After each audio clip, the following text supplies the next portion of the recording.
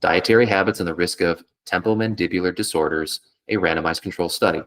10 dietary habits were found to be significantly associated with TMD risk. Protective factors included in these studies: muesli consumption, so that's kind of like a warm cereal, a warm grainy cereal, fresh fruit intake, and decaffeinated coffee. Risk-enhancing factors included consumption of white or brown bread, so frequent consumption of white or brown bread, cornflakes, Frosties, low-fat spreads, and complete sugar avoidance.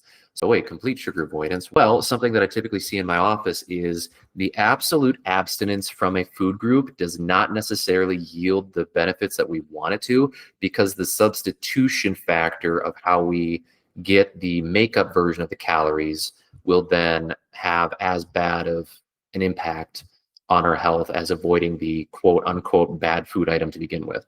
Complete sugar avoidance means you're likely dipping down the amount of very, very good tasting, highly processed, non-nutrient dense foods are, so more or less colloquially termed empty calories.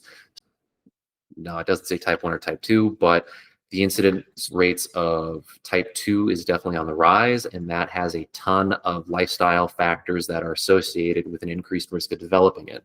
Now we see BPPV with, granted, diabetes mellitus, but diabetes mellitus also, especially type 2, has significant factors with diet and lifestyle. But still, if you have metabolic disorders, in this case, diabetes type 2, I'm just going to say diabetes type 2. I know it just says diabetes, but I'm just going to lean towards diabetes type 2 to make my point.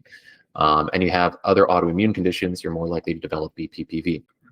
So if you have prior history of concussion, head trauma, you banged your head really, really good, you maybe need to see somebody for it, you have a higher chance of developing BPPV, in which case, come see me.